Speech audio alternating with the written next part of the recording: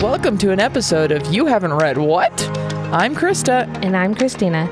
Join us to explore unique genres, childhood favorites, and literary classics as we dive into each other's favorite reads. Where one of us is very familiar with the book, the other is reading for the very first time. Let's go!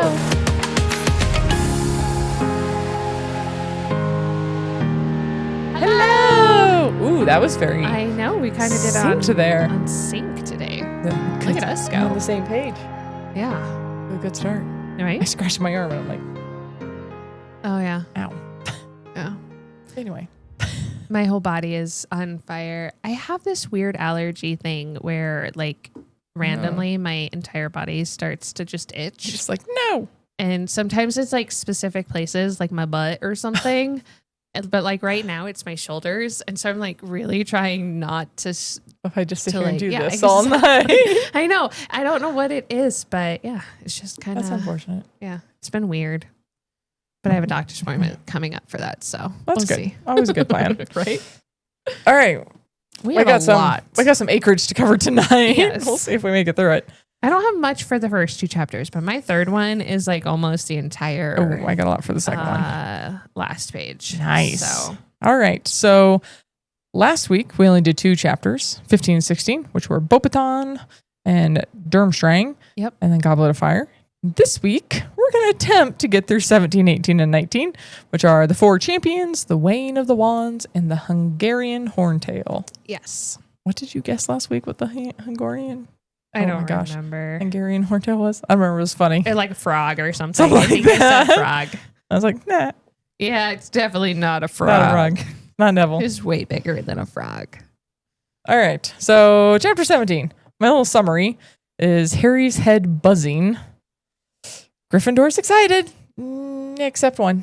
Yeah. Mm-hmm. Sorry. So the way that Harry is walking up to the front. Oh, I feel that. Oh, I totally do. Oh, I felt that. It reminded me of how they described Winky trying to run through the wood. Uh-huh. Uh-huh.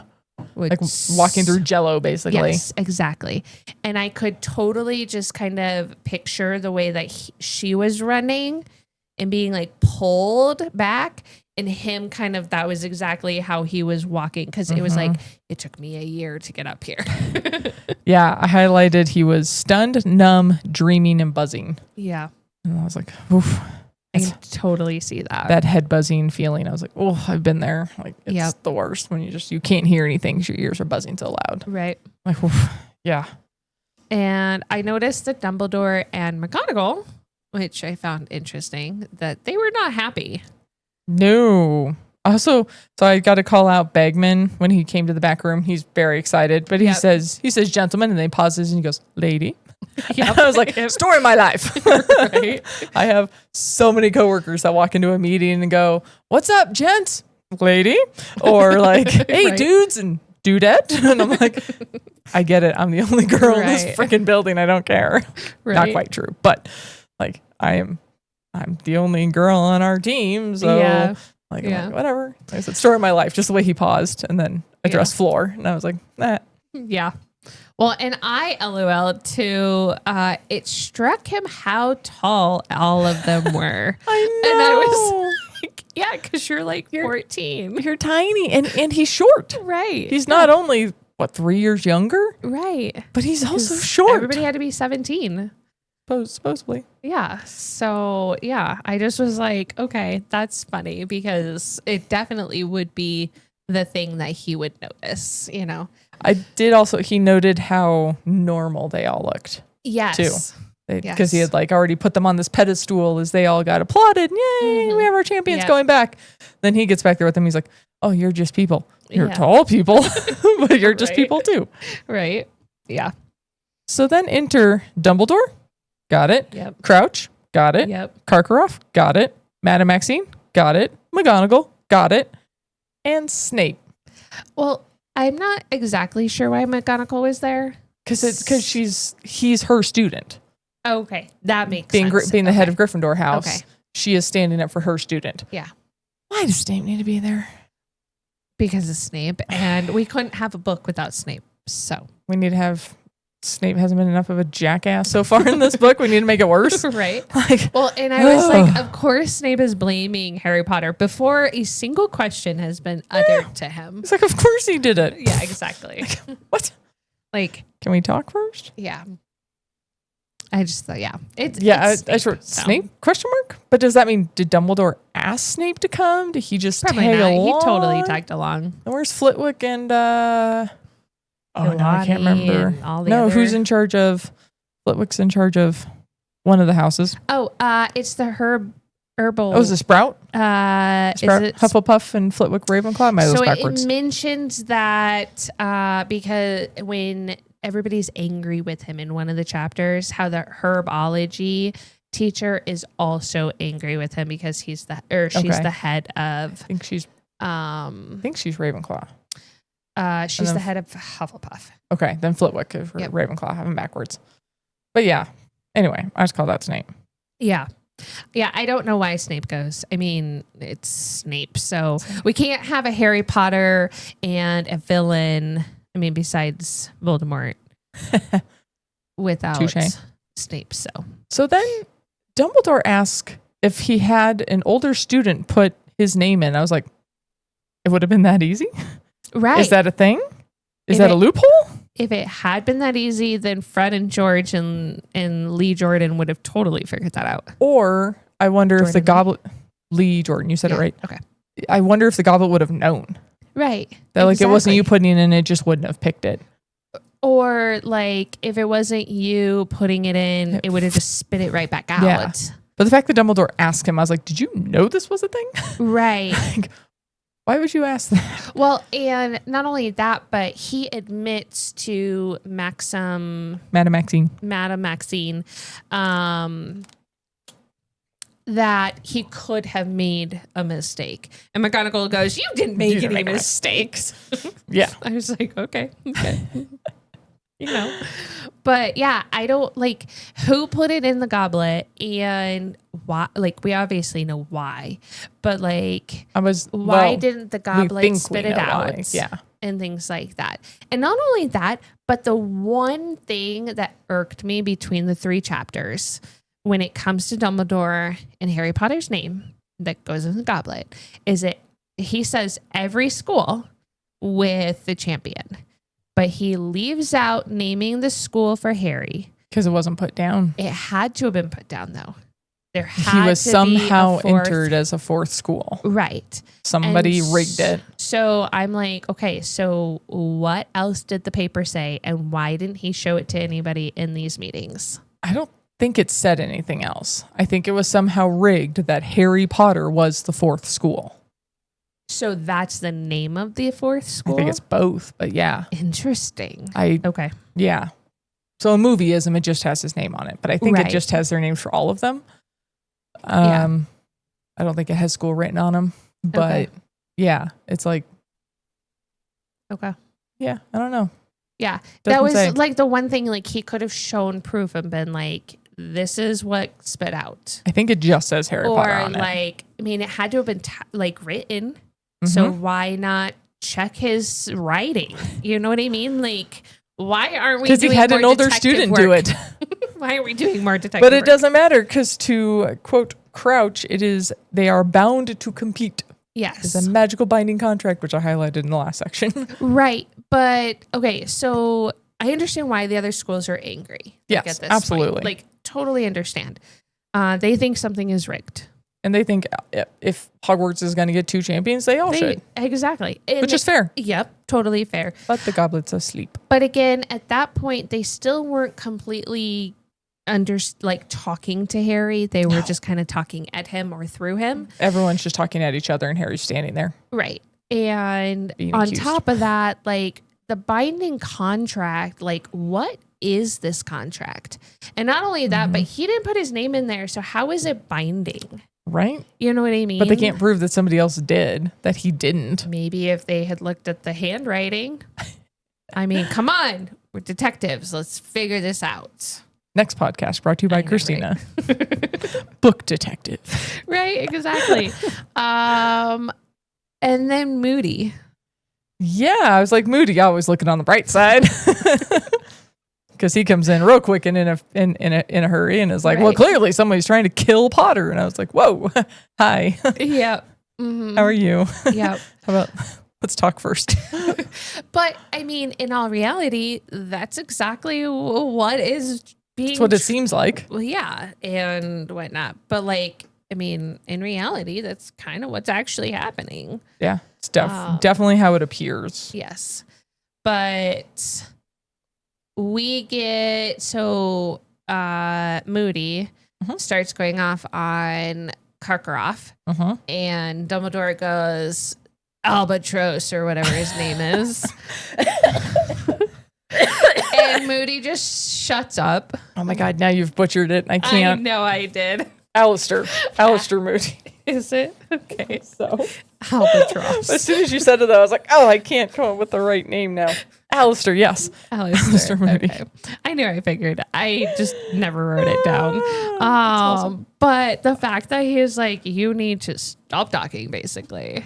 And I was like, ooh. He first names him. That's about something's going. And the middle naming him. I think it's funny that Harry's like, oh, well, I suppose that wouldn't be Moody's Mad I first wouldn't be his first name. Right. That's such a 14-year-old like thing to think.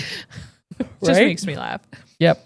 And then we get another Weatherby reference. Right. I wrote that down too. I was like, yes. I left young Weatherby in charge. I was like, oh no. Well, also sweet, no end of the year tests. Yeah. That I was like, ha ha ha, Weatherby is over enthusiastic. I was like, that's funny. That seems like he's trying to kiss your booty. Nice way to put it. Right. Ooh, Hermione's not the primary booty kisser in this book. No. Percy has claimed the title. Dude, Percy is like quick, fast, and in a hurry. Yep. Mm-hmm. Yep. Then we reach the party in the common room. Yeah. Yeah. And basically Harry just keeps saying, I didn't enter, I didn't enter, I didn't enter, I didn't enter, like on repeat. Not a single person is listening to him. Again, the teachers, like this is a theme throughout all of the books. They don't listen to the students. And then on top of it, now we've got this, like all the teachers aren't listening to him. He didn't input his name or whatever. And now nobody in his own group is listening to him. And Friend George, how did you not get a beard? Right? But then there's Ron. Ron is upset with Harry. And in the next chapter, we figure out a little bit as to why and everything. And I get it, but at the same time, like...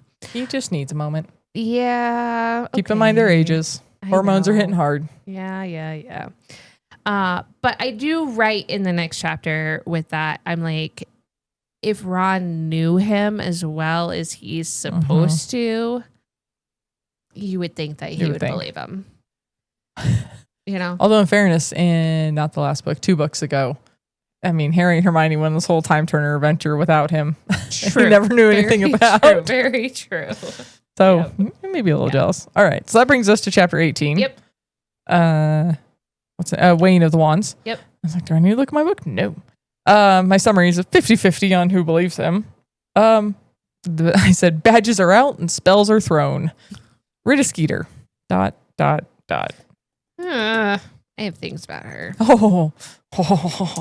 So it was very nice of Hermione to bring breakfast. I said Hermione gets Harry. I love their BFF vibe. Yep, for sure. And we'll get into this because Rita's going to ruin it.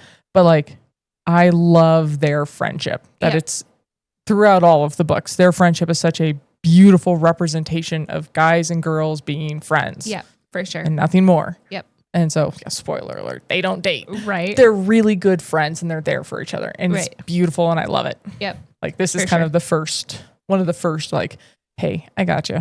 Right. Well, and in the last book, it was Ron and Hermione that were... Going at each other. Yeah, going at each other. Now it's Ron and Harry and Hermione's in the middle. So I think Ron has some trust issues. Well, I think, yes, for sure. But I think the other part of it is kind of what Hermione does say is like, he's got 5 other brothers plus a sister. I was like, he's 6 out of 7.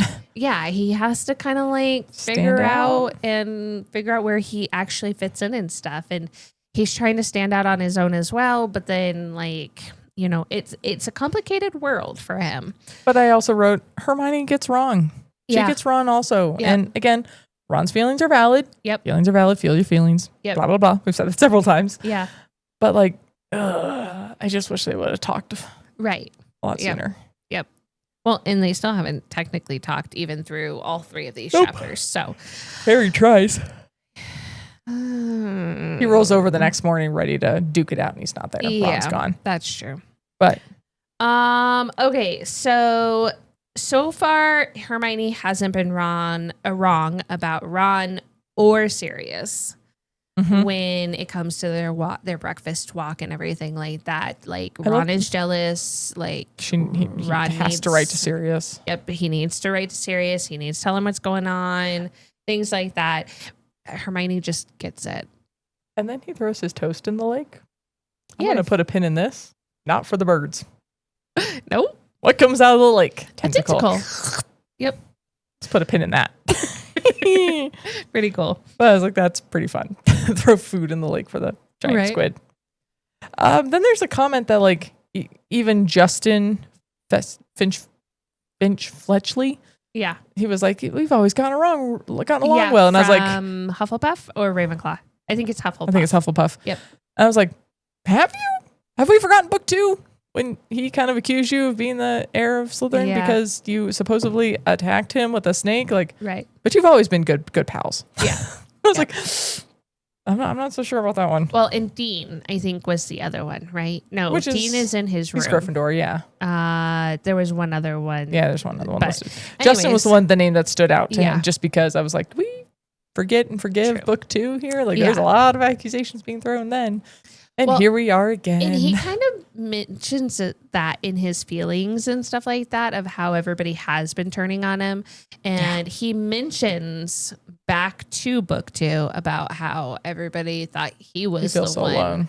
Yeah. But at least he had Ron that time. Yeah, exactly. Okay, so Hedwig is pissed.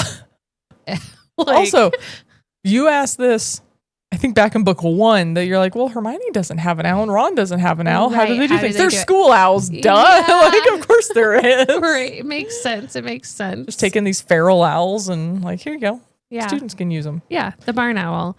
Poor Hedwig. But Hedwig is angry. Like, clips him in the shoulder and everything. Yeah.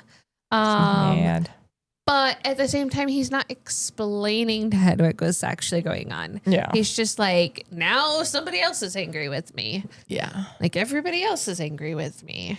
Can't blame him. No. But yeah. So the entire school seems to be against him though. Yeah. I get that. And I like his rationale of like, okay, Hufflepuff has their own champion. Yep. So that makes sense. Yep. Slytherins never like Gryffindors. Okay, that makes sense. They've never liked Harry Potter. They don't like Gryffindors. They don't like Gryffindor, but they really don't like Harry Potter. They don't like Gryffindors. And so he's like, well, maybe, but Ravenclaw though. Right. And they seem a little torn, but also like, still kind of like slighted of like, but you shouldn't be here. Right, exactly. So it's like everyone against him. Yeah. Except Hermione and Hagrid when they go and take this blast into Scoots on a walk. Yeah. Sounds terrible. I was like, we're going to do what now? We're going to do what? Across the wall. Right. The one where he's like, yeah, they're trying to get back up. And I'm like, oh, I can only imagine like this.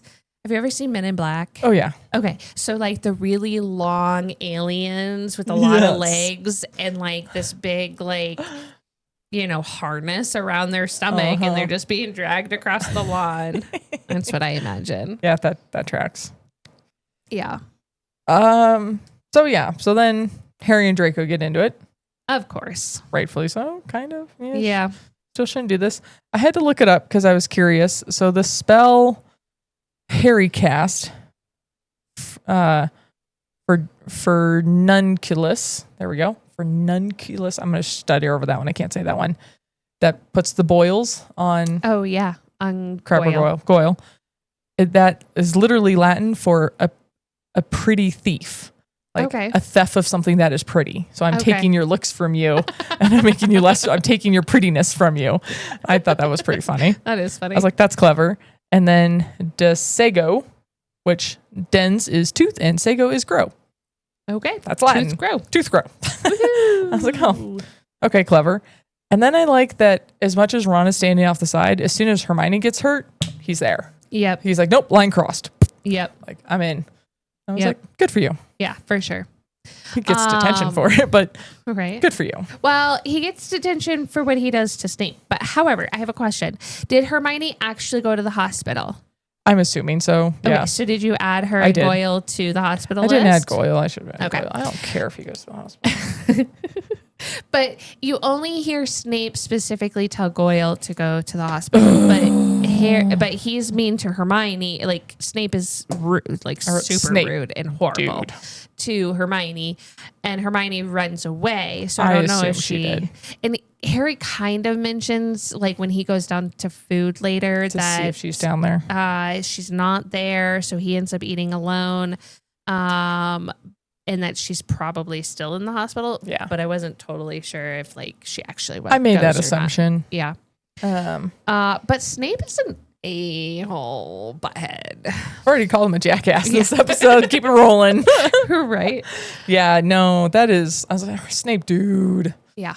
Mm-hmm. I was like, who let this man work around children? Like, yeah. Dumbledore.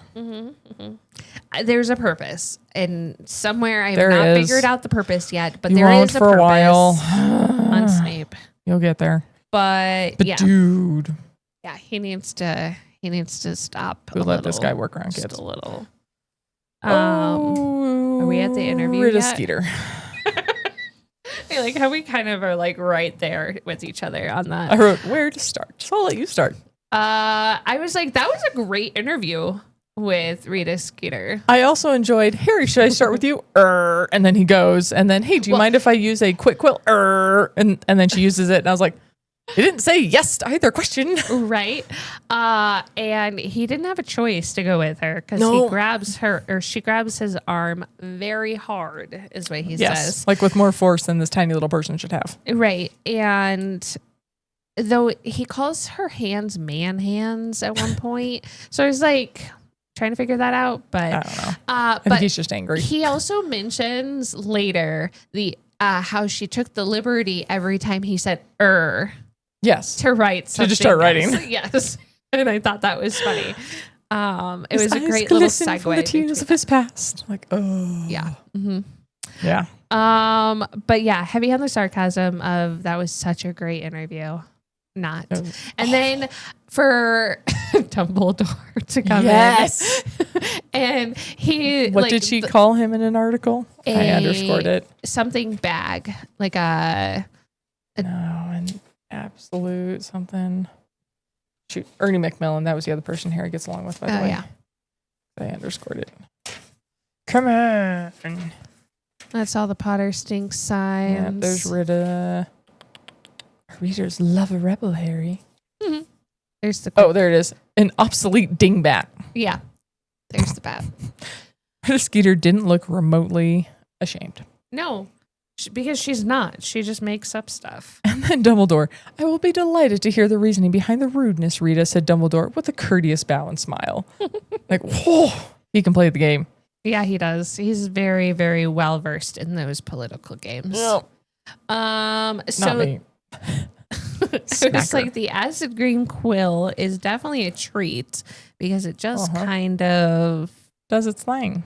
Yeah, but it's like so rude. It's so rude. And it's not even listening to what's being said. No, it's just making up whatever it wants to make up and say. I'm like, yikes. I have my thoughts about journalism in this book that relate to real time that are terrifying. In some ways, yeah.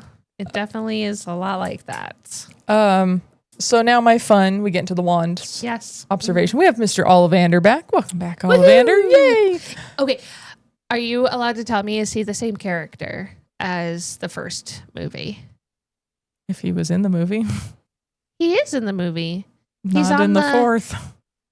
Oh, he did. Okay. We will see him later again, and yes, it is the same actor. It's the same actor. Yes, okay. It's the same actor later, but he's not in this movie. Oh, sorry. Okay. I was like, he was totally in the first but don't one. worry, Rita Skeeter is. Oh, yikes. Oh, she's cast so well. Makes your skin crawl. Nice. Okay. But we know that wands and their descriptions are very good character definers. Yes. Definers. There we go. That's what we're trying to come up with. So let's go through the wands. Fleur's wand. Ollivander does not use the wood. Oh, shoot. I didn't write down what it was. Rosewood. One, it is in hair from a vila, one of my grandmothers. So she is part vila. Confirmed. Yes. I did say that. But the rosewood, Ollivander does not use. It is not compatible with dark arts. It is mostly for love and healing. Okay. Is what the wands that wood's strengths are. Which then going with the vila, hair I could see that. is even stronger than for that love, healing, connection. Right. It's not a dark arts. So again, you can kind of do that like, who put Harry's name in the goblet? Probably not Fleur. Right. I mean, that's real. Probably none of the kids. Right. Cedric's wand.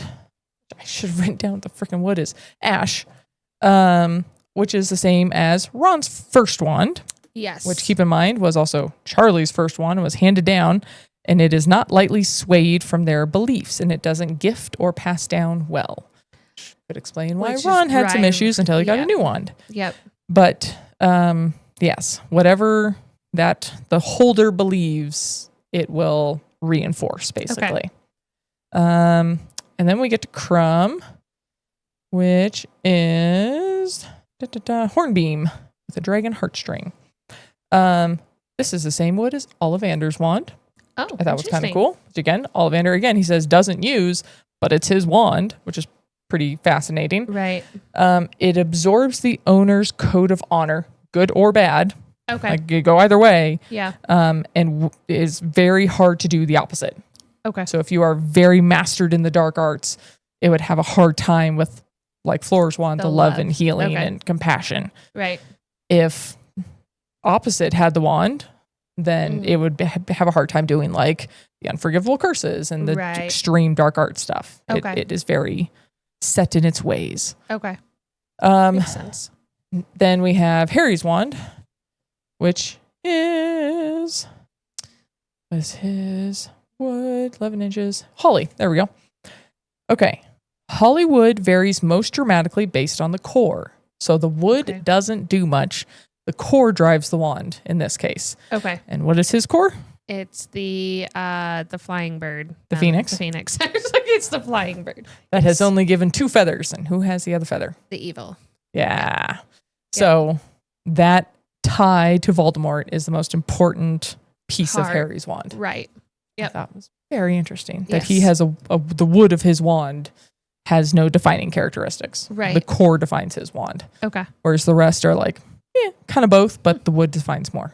That's kind of cool. I thought that was fascinating. Yeah, for sure. And then that led me to a very, very long Harry Potter article, Potter Wiki. There's another name for it. I can't think of what it is. Yeah. About all of the wood types. And there's like 50 of them. I was like, oh my gosh. I'm still only in the D's. That's funny. All right. Then we get a letter back from Sirius. So Sirius is coming to Hogwarts, or so I thought. His head is. Yeah. But I was like, Sirius is coming to Hogwarts? Question mark? Yeah, that seems questionable. Yeah. Although he snuck in before. Yeah. He had Crookshanks' help with the passwords, but thank you, yes. Neville. But yes. But yeah, I was like, oh, okay, cool. And that takes us to the next chapter. The Hungarian Horntail. Yes. Which my summary is, Hagrid has a double date. And Harry plays third wheel. Right. Dragons! Serious? Yeah. So Ron is still not talking to Harry. No, and the fear is sinking into Harry. Yes, it is. Both bad. Mm-hmm. Bad. Yep.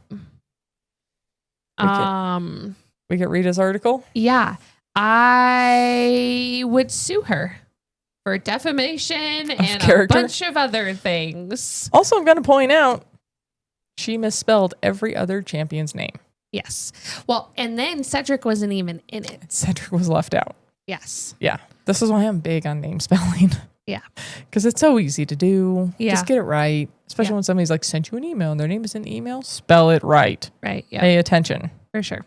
It's such a slight to have my name spelled wrong. And an email has my name in it 4 times. 2 seconds of effort. Yep. Please. For sure. But like, I don't like her. Like, obviously, we don't like her You're for not a lot supposed of to. reasons and things like that. Uh-huh. However, like, why are we being the way we're being in an article? It's obviously to get more readers and things like that. But then we also find out that like Mrs. Weasley is like thinking it's all true. And I'm like, dude. I mean, she you also take everything believed with a grain Lockhart. of salt. True. Got to take everything with a grain of salt.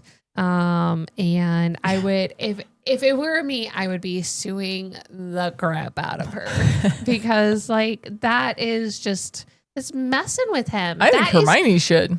Oh, for sure. I mean, sure. Hermione wasn't there. She didn't consent to anything. No. Like, no, but Creevy is the one that, you know, well, and it's slipped. like he didn't though. He's just like, yeah, that's one of his best friends. They're always together. Like he didn't even say anything wrong. Right. He just said they're always together. She just twists it. Yeah, I don't know. Anyways, okay, so I know we're gonna differ on this. Uh-oh. Or at least I have a feeling we will. I think Harry is in the right for not wanting to go to Ron specifically because I'm okay with that. Okay. Because like in all reality, this is a problem Ron has. Yes. Not a problem Harry has. Yes. And if they want to fix things, this is something Ron has to fix, not Harry. And so like Hermione trying to push Harry into it. Yes, she's pushing both of them. But to tell Harry that he needs to be like the bigger man or whatever, and to like actually talk to him or to try and all these things, like I don't honestly think that's fair. No, I think she's just so desperate. Right. Yeah, for sure. But I also think that like she's right on the head when it comes to Ron. Ron won't see that until Ron chooses to see that. It's kind of like taking a horse to water. You can't force them to drink. You can't take somebody to rehab and force them to do something when they don't want to do it. It won't stick. It won't work. Nope. And so, yeah, I definitely don't disagree. This is definitely on Ron's end. I think Hermione's just desperate. I think she also sees how hurt Harry is and is like, why don't you try to initiate a conversation, see where it goes? Like, I will sit there and mediate or whatever. Right. Like I think she's coming at it from the right place in her heart. Yeah. Yeah. The right feelings that she sees how hurt Harry is and she's just trying to help him. Yeah. But yes, this is even them talking unless Ron decides to actually believe him. Right. And have his heart changed. Nothing's going to change. Right. It doesn't matter. Yep. I mean, when you're jealous of something like that, it's like you chose to be this person's friend. You knew who he was. You knew the famous part. Like you supported him through the Lockhart stuff. Like you've supported him through all of these other things that he has had to do to keep his life. I think the Lockhart thing is a little bit easier because it's in your face. Like he saw the way Lockhart the quote bad him. guy. Yeah, he could see it. Right. Whereas right now, Harry literally has no proof that he didn't do it. Right. He's standing on a cloud. Like he's got nothing. Yeah. And true. so I think that makes it a lot harder. Right. For especially Ron to believe, whereas Lockhart was in front of him. He's like, yeah, he's a jerk. Right. But I think too, like that's where that part of it, you've been friends with him for so long at this point. Like if he tells you he didn't do it, like then you need to believe him. And again, Time Turner aside, because you had a broken leg, Ron. Right. Like you both went down the trap door together. Yep. You just got left behind because of everything. You got knocked out. And then you both, again, without Hermione, went into the Chamber of Secrets together. Right. To save Ginny. Like he took you with him. Right. This was a co-thing. You both went into the Whomping Willow together in the third book. And like, why do you think he would do this without you in this book? Right. Like yeah. You would know that Harry would have said something specific. Yeah. He would have gone, Ron, I figured it out. I did it. You know, he would have totally done that. Hey, look, I asked Cedric to write my name down and put it in. Right. Since apparently an older student can do it. Right. But yeah, so I don't know. But okay. So he snaps at Cho. I know. I felt so bad. I did too, but I think he was just so overwhelmed. And then when somebody just said, "Hey, Harry," like his ears are buzzing again. Like freaked. He's completely unaware of what's happening around him. Yeah. But he was totally embarrassed. And he notices that she's not wearing the Potter Stinks badge, which is cute. It is. I was like, oh, that's cute. You're noticing the little things about your crush. Right. As long as you don't die in the first, task. Like maybe you got a chance for the date between tasks 1 and 2. Hopefully. Date night in the Owlery. Oh my gosh, that would be funny. So much poop on the floor. Right. I can only imagine having sandwiches up there or something, like a picnic. Oh my gosh. Yeah. So why does Harry wear the cloak to Hogsmeade? He's tired of being talked to. Okay. He's tired of just everybody coming at him, glaring and staring, and he just wants a moment of alone.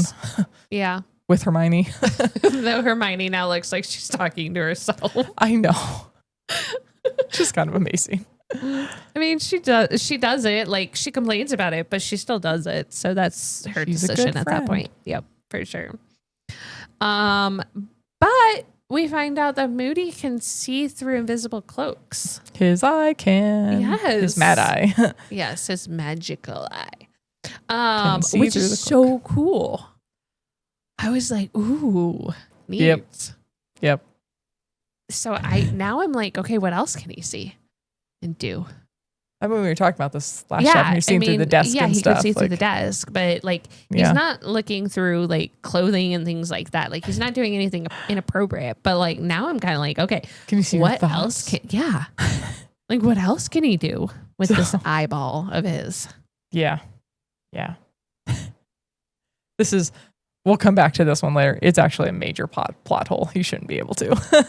It's a big debated major plot hole later. Through the invisible cloak? Yeah, that he should not be able to see through the invisibility cloak.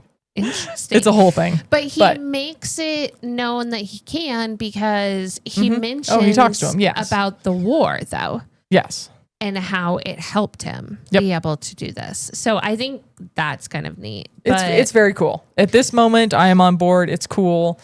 I said we have one coming up in the next book. There are 2 like major plot holes that fans just unravel the crap out of. Right. We have one coming up in the next book, and then this one will come back in book 7. Okay. I was like, oh, maybe he shouldn't have been able to do that. Like, whoops. Yeah. When you wrote this. Okay. You weren't thinking long game. So Hagrid wants Harry to meet him at midnight at his cabin. Wear the cloak, Harry. Weird. Yeah. It's like you'd be the third wheel. Yeah, but we don't know that yet. Yeah, well. Oh my gosh. And then I love that Charlie counted the eggs. Well, he says to Hagrid sternly. Right, yes. But before we get there really quickly. So I was like, I wonder if Sirius is going to be in the cabin. Oh. Because I was like, oh, maybe he went to Hagrid. Maybe. Does Hagrid know he's innocent though? Buckbeak is gone and that Sirius took him. No, he doesn't know Sirius took him. Oh no? No, he just thinks he escaped. He doesn't know Harry and Hermione had anything to do with it. I think he feels like they did because he mentions something in that book where he's like, he must have escaped or something like that. Yeah, he's crying, telling them. Yeah, but like he escaped. There's a spot in that book that makes it kind of feel like he knows that they're the ones that did it or whatever. But anyways, I don't think so, but we can always. I don't have the third book with me. But also, we mentioned in the last episode, I think, that we weren't sure because it might have been after the podcast that we looked at the book at the horses. And you mentioned that it says that it doesn't ever mention that they're winged. Yeah. In this chapter, they do mention they're winged. Okay. Yes. So I noticed that in this chapter, it does mention that the horses are winged that makes sense. In the paddock. And then does it have a roof? Huh? Does the paddock have a roof, or do they stay in place? I think they stay in place. Then why bother to put them in a paddock? I have no idea. No idea. It's the same as Buckbeak. Why Okay, bother? so now we have dragons in the forest. Charlie's back. Now we know what Charlie was alluding to. Now we know what Charlie was going to do. The test is going to be the dragons. And then now we've got Charlie knows what's on Hagrid's mind with the eggs and counts all of them. He goes, I counted them all. So clearly it is common knowledge that Hagrid loves dragons and wants a dragon, and everybody knows it.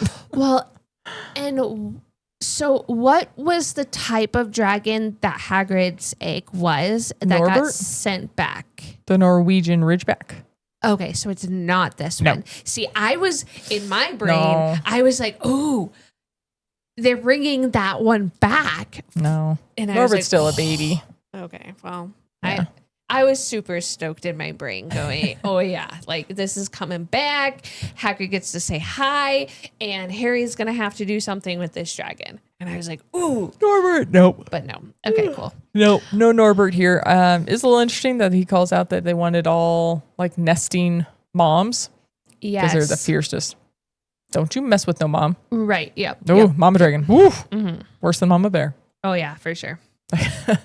But I like that is, again, continued across even magical species of like, you don't mess with the mom. Yeah, for sure. For sure. Rip your little face off. Penguins are dads. Don't mess with the dads? Mm-hmm. Yep. That's cute. The penguin dads are the ones that sit on the eggs. I thought they took turns. I'm pretty positive it's just the dads. They took turns. Okay, maybe. I'm reading. So we have the book And Tango Makes Three. Yeah, we have that one too. Yeah. Pretty sure they take turns. Do they? But in fairness to both dads, but this is the point of the story. Right. But I'm pretty sure that it's just the dads. And I think it's other bird species that switch. Like, we're just going to Google this right now. Mama penguins. Hunt. I have dementia. Oh, that's depressing. Sit on eggs. Oh, they don't. Okay, so it is just the dad. The females lay them, and then it's up to the male to incubate while she returns to the sea to feed. Yes, and then comes back and gives the dad food. But not always. The male penguin keeps it warm using a specialized brood pouch at his feet. After the female returns from hunting, they will take turns incubating the penguin until it hatches. So dad takes initial responsibility, and then mama comes back and helps. Okay. We just, GTFO for a little bit and then. Okay. That makes sense. Is it though? It's weird. Penguins are weird. They're amazing, but they're weird. Yeah, they are.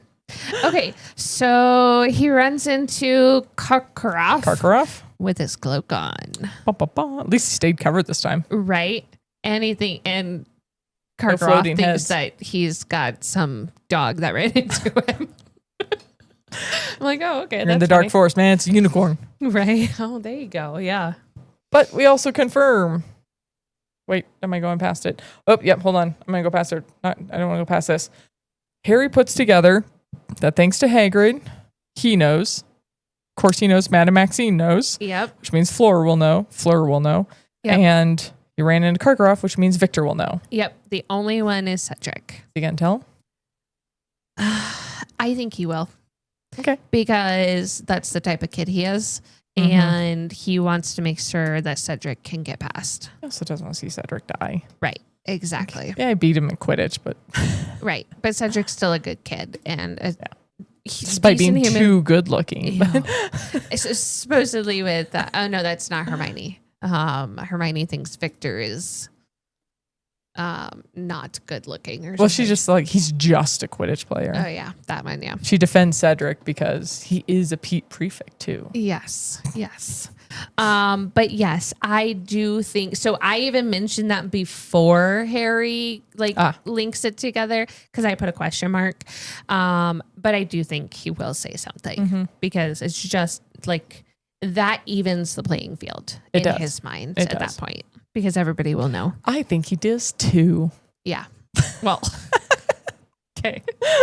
But I do find it funny that Hagrid takes Madame Maxine to this thing and Charlie calls him out and is like, she's not supposed to know. Nobody else is supposed to be here. But Hagrid told Harry to come, so Yeah. he specifically knew. And then Charlie's like, well, this is a great date or whatever. I'm like, oh my God. But she is kind of fascinated by them. She is, With the yes. horses and stuff. We know she Yeah. really cares about creatures too. So Sirius isn't at Hogwarts. He's in the fire, He's in the like Cedric's fireplace. dad. And again, he mentions, if I hadn't have seen this before, I probably would have had a heart attack. You hadn't seen Mr. Crouch in the fireplace. Back with the Not Crouch. Weasleys? It was Diggory. That's it was right. Cedric's Amos. dad. Yeah. Amos. Yeah. Diggory. So if he hadn't have seen that, he probably would have had a heart Had a attack. So, conniption. Yeah. yes. Yeah. But then We we get- learn, Now you get some Karkaroff truth. yes, that Karkaroff was a Death Eater who turned snitch to be released. Caught by Moody. why they don't like each other. Right. Which then goes back to why Dumbledore told him to shush up. So, Moody can't hold his tongue. He's pissed. But now Sirius understands why Moody is there. So like that all kind of He's like, comes. they let Death Eaters into the castle. Well, yes, he is a Death Eater, but he turned state secrets and got a bunch of other people arrested. He's not a great person in. But I can imagine if you were the main like agent who caught somebody that then made a deal with somebody else and got freed for that, you'd probably be pretty pissed about it. Oh, yeah, I don't care for how many other sure. people they turned in, be like, I would have caught them anyway. Yeah, for Why sure. are you letting this guy go? Yeah. Like I'd be pissed. Yeah, for sure. And he could very well be what Moody was saying, where he was playing that he didn't know what he was doing and all that kind of stuff in that one curse that I'm never going to remember the names of. But yeah, like that one. Imperious. Yes, that one. No. The one where you like get your mind taken away. Yeah, and do Imperious. I was whatever. right. Yeah. Crucio's the pain one, and then obviously killing is killing. And so he probably did something like that. Okay. Also, Sirius doesn't have a high opinion of Bertha. No, Like- not at all. Like, no high opinion of Bertha. she's an idiot. She's a couple years older than your dad and I, and she was a big idiot during that time. Yeah, So she could have totally walked into a trap, which we know she did. she did. So we already knew that. Though they think that Bertha ran into Voldemort, where that is not the correct thing. Wormtail did that. So That was Wormtail's doing. yes. Okay, but because of Ron, Harry doesn't find out how to handle the dragon. I mean, I don't think Sirius has any really good ideas. I think Sirius would have been able to help him at least because Brainstorm it, maybe.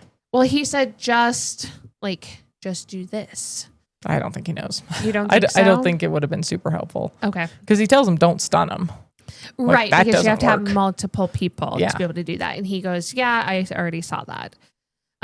So obviously he knows not to do that. So he has to come up with some other way. And I think he'll pull Hermione in with that one and figure out how to get past It's the dragon. But he also doesn't know what he has to do with the dragon. Right. Which is where I don't think Sirius would have been a ton of help. Right, for sure.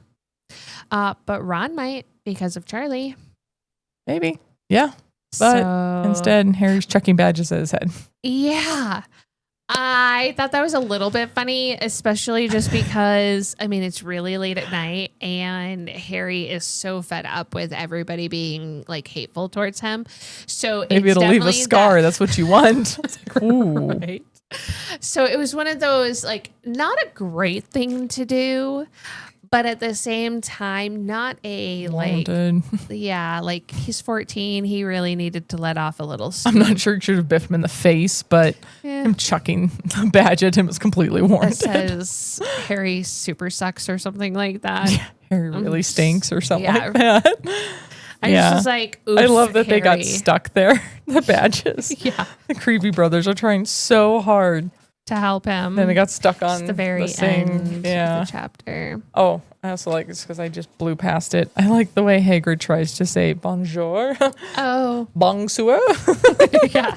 Mad Max is like, oh boy. He tried. He tried. That's all that really matters, right? Yeah, Potter really stinks. Yeah. Oh well. But yeah. I mean, but Ron never comes back to bed. Nope. So Your probably slept on the couch probably in front of the fireplace. When you're an angry married couple, that's basically what you do anyways. So that's what the teenage boys are. Probably. They need some separation. Yeah, exactly. Oh, that's really funny. Okay. Well, we successfully got through that. Woohoo! And under time. Look at us go. Like I'm ending the meeting. Okay, I'm gonna give you 5 minutes of your time back. And right. So next week, oh boy, next 3 chapters. The first task, yay! We don't have to wait too long for that. Is chapter 20. Chapter 21 is the House Elf Liberation Front. Uh-oh. And chapter 22, the Unexpected Task. Ooh, something interesting. We blew by that, but House Elf Liberation Front. Is Hermione finally going to go talk to the freaking house elves?